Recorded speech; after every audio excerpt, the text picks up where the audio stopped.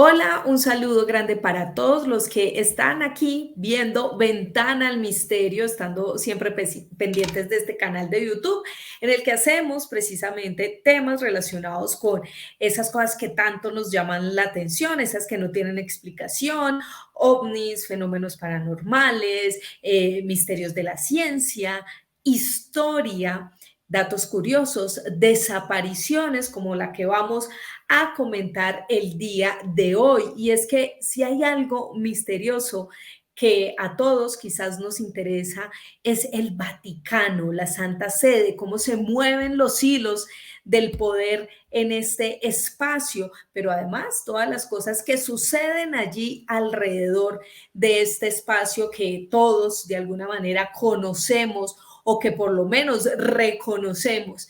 Entonces, para hablar de esto, de los misterios del Vaticano, pero sobre todo de una desaparición que sé que ustedes se van a quedar con la boca abierta si no la conocían, y también con muchos otros detalles si quizás habían escuchado hablar de ella, que es la desaparición de Manuela Orlandi, pues para eso he invitado a una mujer muy especial, que es periodista, que además es investigadora y que le encantan estos temas religiosos. Ella es experta en ellos y es Yarley García. Yarley, bienvenida a Ventana al Misterio.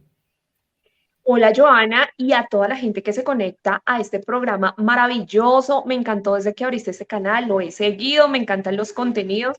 Siempre uno tiene como ese bichito hacia los misterios del mundo. Entre más misterioso, más nos apasiona, ¿no? Así es, Yarley. Y yo sé que a usted una de las cosas que más le apasionan son estos temas religiosos y todo lo relacionado con el Vaticano. ¿De dónde viene precisamente esa, esa espinita por investigar este tipo de casos? Bueno, mi familia es muy religiosa, mi familia es muy católica. De hecho, mi abuelo hizo la iglesia del pueblo, de donde ellos son. Y yo desde chiquita fui muy revelada. O sea, yo fui la que no se aprendió el rosario, la que nunca se aprendió nada, pero viví mucho en eso y siempre me causó mucha curiosidad Dios. O sea, cómo es Dios, cómo se manifestaba. Y eso me llevó a conocer judíos, musulmanes, a estar en mezquitas, a pasarme muy cerca de judíos, de cristianos, de mi familia, como para poder armarme una concepción de cómo era ese Dios. Todavía no la tengo. Todavía, o sea, en este momento soy agnóstica, Es un pero me misterio, es gustó un mucho, misterio. claro, era lo que te decía al inicio. Entonces, entre más misterioso es, pero entonces ahí me voy estrellando con todo lo humano, que es algo que nos compete mucho más. Entonces, detrás de esta figura de Dios, los hilos que tejemos los humanos, ¿no? En cuestión de reglas, en cuestión de cosas para esconder, cosas para ocultar, para subyugar, y por eso a mí siempre me ha llamado mucho la atención el Vaticano. O sea, es decir, no quiero decir que sea directamente una semilla de todo esto, o sí, no sé, pero sí alrededor de la figura vaticana, siempre desde que inició, pasan muchísimas cosas que uno se queda como muy pensativo. Exacto, y esa, por ahí va mi siguiente pregunta, y es eso. Ese lugar sin duda está lleno de misterios. Hemos escuchado durante muchos años el tema de la relación del Vaticano o algunos líderes, para que no los vinculemos a todos, algunos líderes con el tema de las mafias italianas, con el tema de guerras, con el tema de pederastia, que últimamente han salido muchísimos escándalos, sacerdotes religiosos, incluso papas que se han visto involucrados en muchos escándalos. ¿Qué pensar de eso, Yarley? Realmente el Vaticano esconde mucha información que quizás no les interesa que nosotros conozcamos, o cómo interpretar todos esos hilos extraños que se manejan en ese lugar. Todas las estructuras de poder esconden secretos, si no, no serían estructuras de poder, ¿no? O sea, el poderoso siempre va a saber algo que yo no sé, siempre va a tener algún poder económico, social, religioso que yo no tengo y por eso está sobre mí, ¿no? Entonces, esa es la primera cosa. Pero ¿cuál es el tema con el Vaticano? Que ese poder no se reduce claramente al Estado Vaticano, sino que abarca todos los sitios, sobre todo de Occidente, donde está, y Occidente es muy grande, ¿no? Entonces, y es un poder paralelo a la política, siempre estuvo al lado de la política obteniendo terrenos, hay muchas, o sea, es decir, los, las iglesias, todo lo que está en cada rincón de Occidente para mantenerse a través de los siglos, pues tuvo que mantenerse a través de qué? De unos hilos de poder y de unos secretos y hasta, ¿sabes qué? A través de la conspiración, el hecho de que uno sienta que en el Vaticano hay cosas escondidas, que la arquitectura puede ser de una manera, que este sincretismo de pronto no es hacia el cristianismo, sino hasta desde el fenómeno ovni, hasta otros dioses, pues ya lo mantiene a uno como ahí, ¿no? Ahí.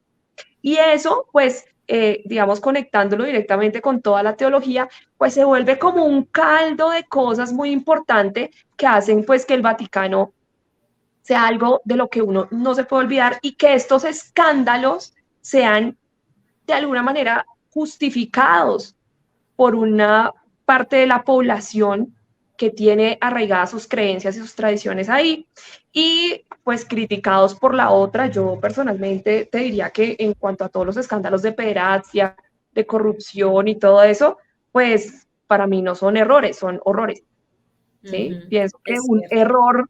un error de un sacerdote, pues es que tú le pagaste una misa a nombre de tu mamá y dijo el nombre de tu abuelita, no sé, eso es un error. Que en lugar del vino me tomé el agua bendita, no sé, eso es un error que podría cometer un sacerdote, pero abusos infantiles, eso no es un error, eso es un horror. Desvíos y lavado de activos, eso no son errores, ¿no? Pero pues claramente hay muchas personas, y mi abuela me escuchará decir esto, pues por acá yo creo que me manda un cuaderno porque mi familia pues era muy religiosa y es muy difícil para la gente aceptar que en todo aquello que ha creído pues es humano y falible, como hablábamos alguna vez. Así es, Yarley. Y precisamente vamos a adentrarnos en una historia que sigue causando hasta este momento, después de casi 39 años, noticia, porque hace muy poco se habló de que iban a reabrir la investigación de la desaparición de una chica que se llama Emanuela Orlandi, que precisamente desapareció en la ciudad más pequeña del mundo, en el país más pequeño del mundo, el Vaticano, el Estado del Vaticano.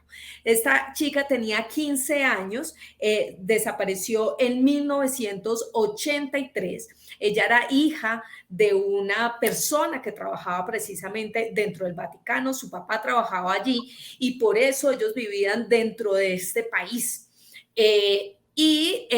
Un día se fue a sus clases habituales de flauta, le había pedido a su hermano mayor que la acompañara, él le dijo que no, y la chica desapareció ese 22 de junio de 1983. Hasta ahora son muy pocas las pistas acerca del paradero de esta mujer y muchas las hipótesis, dentro de las cuales está, por supuesto, vinculada la Iglesia Católica, algunos sacerdotes, algunos trabajadores de la guardia. Quiero, Yarley, que empecemos a hacer el contexto de esta chica, Emanuela Orlandi. ¿Quién era Emanuela? ¿Quién era su familia? ¿Por qué se encontraba en este espacio? Bueno, hay un tema que anotaste y que es muy importante, y es que cuando las personas están en el Vaticano, no es como que Joana un día dijo, bueno, me voy a vivir al Vaticano, me fui y allá me nacionalicé o alguna cosa, porque el Vaticano es un estado muy pequeño, que está dentro de Roma, tiene sus propias reglas, pero generalmente las personas que viven allá es porque trabajan dentro del Vaticano.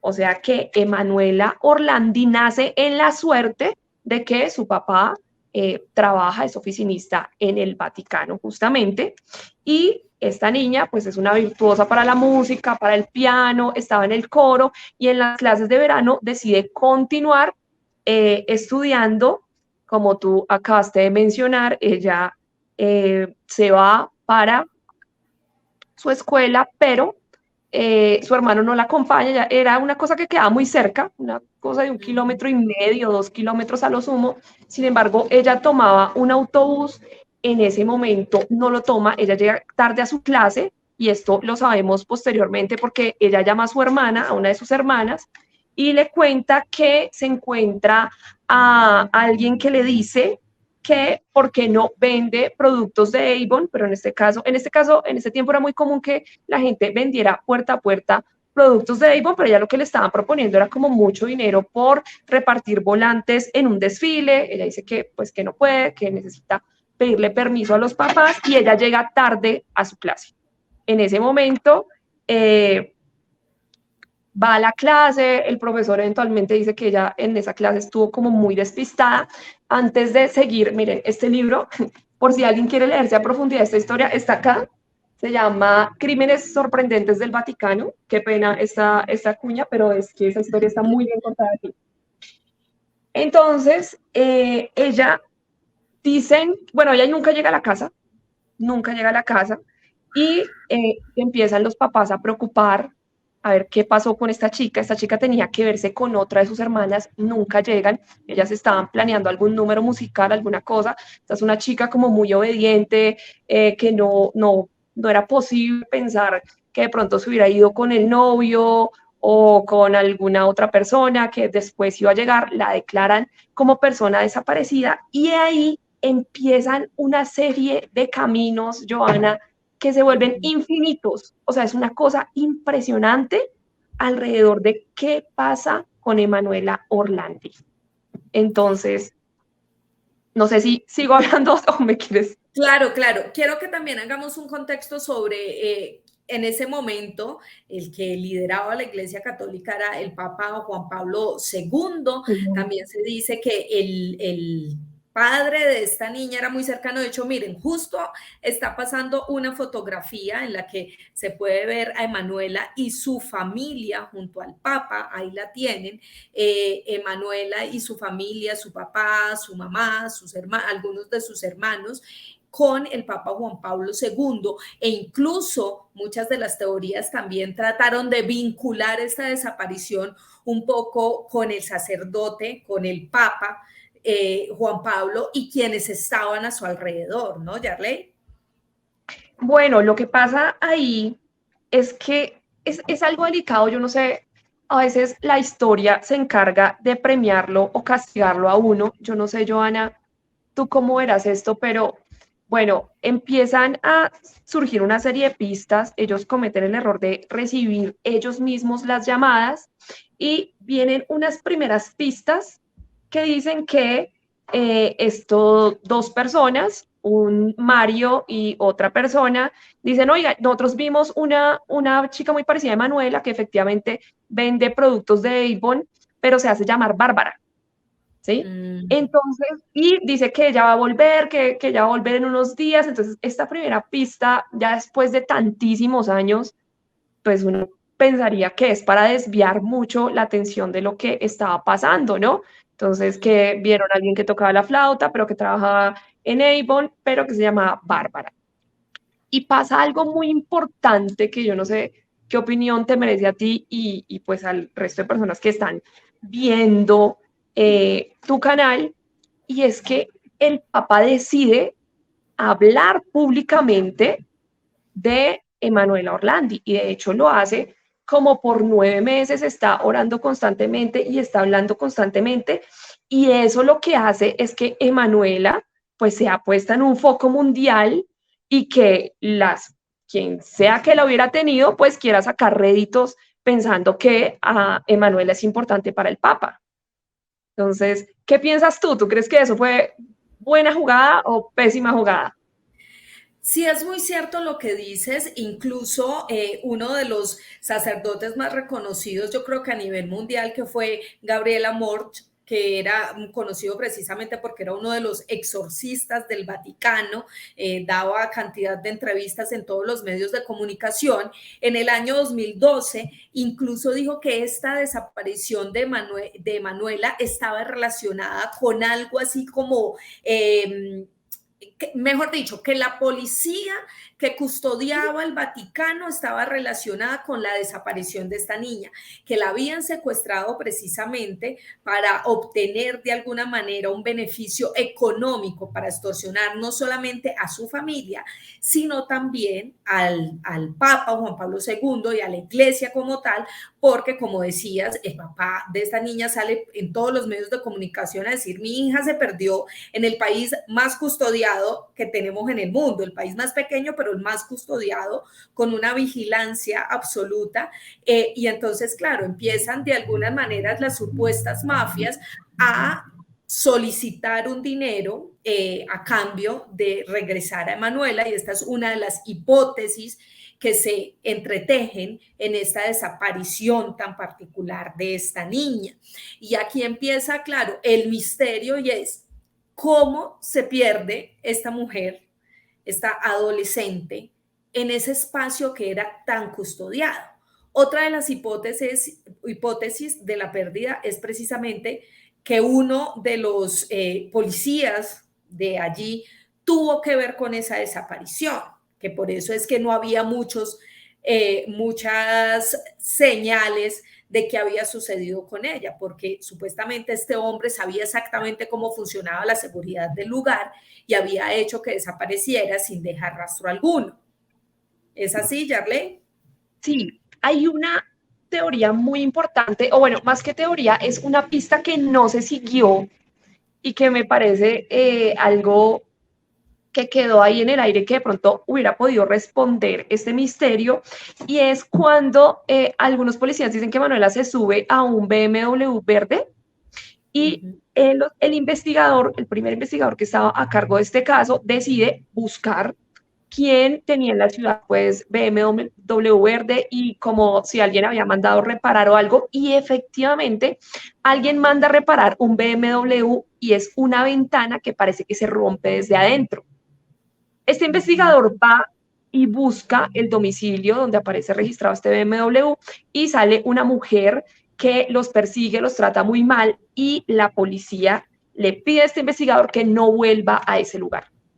Además, lo sacan del caso y le buscan un puesto de oficinista, ya de policía, pero pues digamos como en el archivo, como que lo sacan directamente de este caso, y ahí se pierde una pista, y años más tarde también se va a vincular esa pista con la mafia, con un grupo que estaba vinculado con la mafia siciliana, la Cosa Nostra, y dicen que ellos fueron esta señora Minardi, que era novia de uno de estos grandes capos de la mafia, dice: vea, yo vi a Emanuela, yo estuve con ella, yo sé que la mataron, sé dónde escondieron el cuerpo, sé dónde en ese momento mi amante escondió el cuerpo, pero esta teoría es muy desacreditada porque la mujer tenía un fuerte consumo de drogas. Sin embargo, pues es una teoría bastante acogida de lo que pudo haber pasado en ese momento, y es que lamentablemente pues el Vaticano y la mafia están muy conectados, tan conectados están que este señor estaba enterrado en una de las basílicas del Vaticano, y uno se pregunta cómo es posible que a un mafioso lo entierren en una de las basílicas del Vaticano. Eso crea muchas suspicacias, ¿no? ¿Qué favor le haría al Vaticano? Bueno, además de que cuánto dinero donaría, pero cuánto dinero hay que donar para que a uno lo entierren en una basílica del Vaticano, ¿no?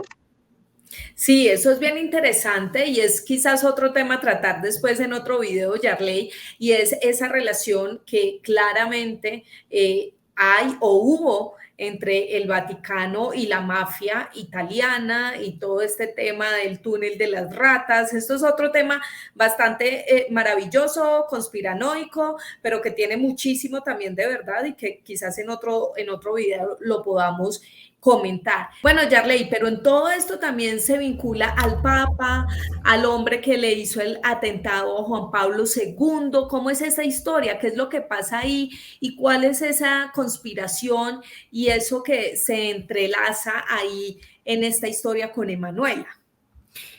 Recordemos que al inicio dos personas llaman y dicen: nosotros vimos una tal Bárbara que vendía productos de Avon, tatatín, tatatán, pero pues parece digamos, dan unas pistas de que ella es músico. Más adelante llama, después de que el Vaticano pues empieza, como te digo, empieza él por 9 meses a hablar, a decir que liberen por favor a Emanuela, que todos están tocados por Emanuela, a orar por Emanuela, aparece un tipo al que le dicen el americano, y ese americano empieza a llamar a decir, mira, somos una organización y esta organización es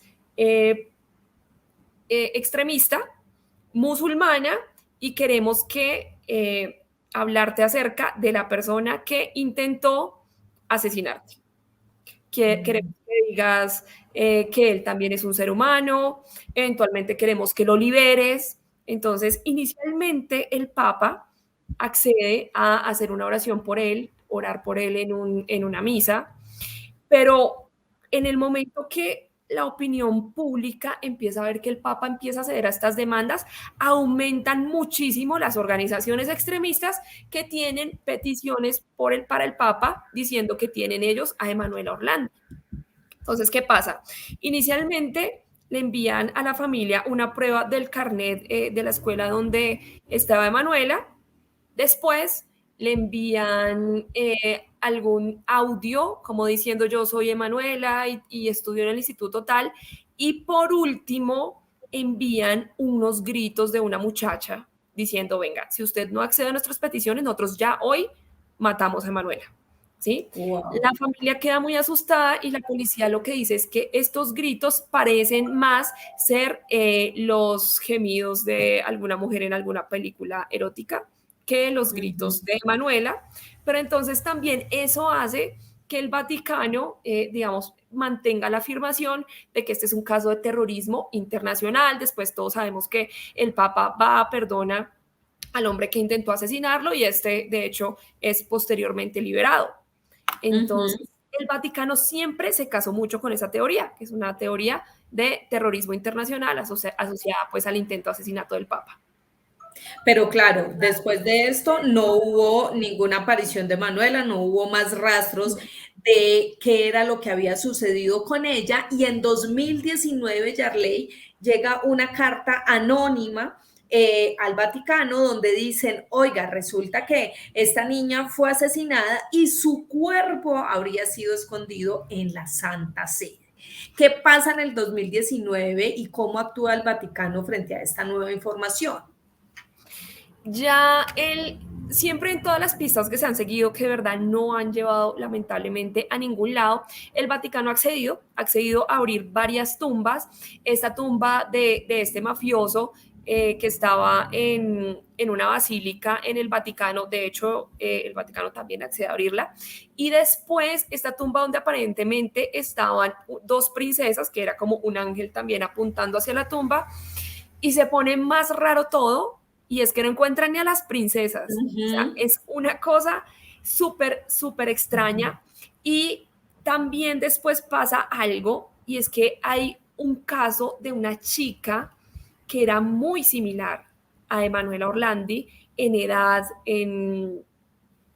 con textura, que también desaparece ese verano en el Vaticano, pero es un caso que no tiene como esta resonancia de alguna manera. Y la mamá, después de un tiempo, dice que, bueno, ¿cómo pasa? Esta niña la llaman en la casa, ella dice, me voy a hablar con una amiguita, y se baja y, bueno, desaparece pues hasta el sol de hoy también, pero fíjate que eventualmente la mamá dice que ella la ve subirse a un carro con uno de los escoltas, ojo, un escolta Vaticano. Ok. Vaticano.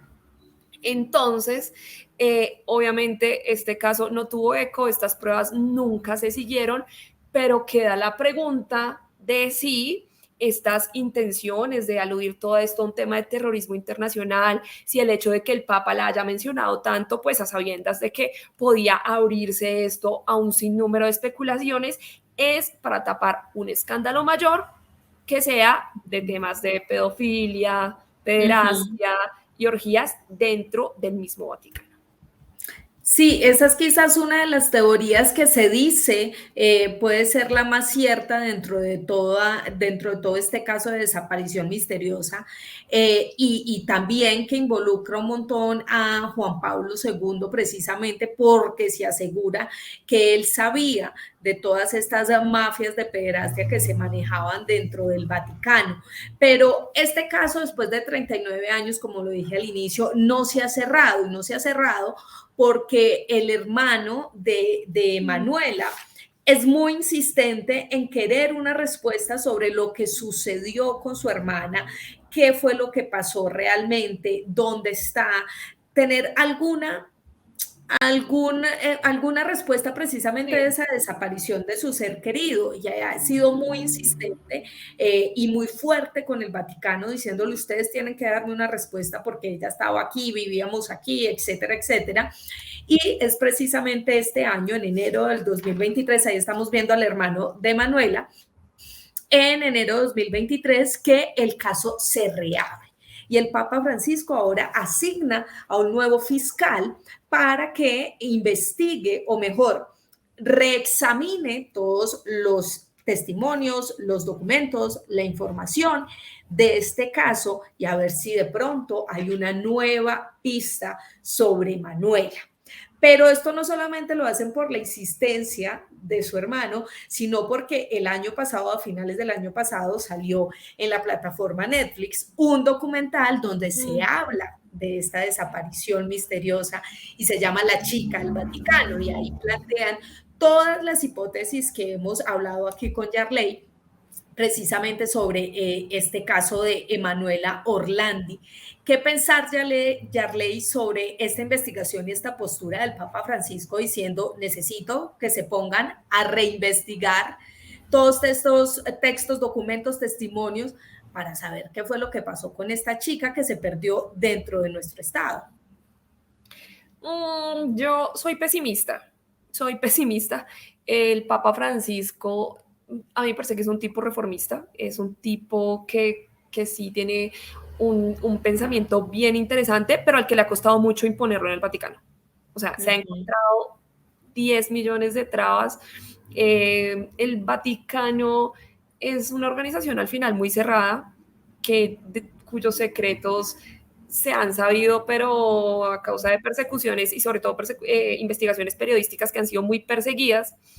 Y además que después de uno decantar todas esas teorías, quedan dos opciones. Uno, que Emanuela Orlandi, al ser ciudadana vaticana, que era algo muy importante, lo que anotábamos al inicio, no es fácil tener esa ciudadanía vaticana, hubiera sido utilizada para presionar al Papa Juan Pablo II y que éste no se hubiera dejado presionar, lo cual me parece bastante plausible porque el Papa Juan Pablo II era menos amable de lo que la gente suele imaginarse. O sea, las historias que se tejen del Papa Juan Pablo II son a veces un poquito cercanas a las de la Madre Teresa de Calcuta, o sea, como que era una cosa, parecía una cosa, pero era otra.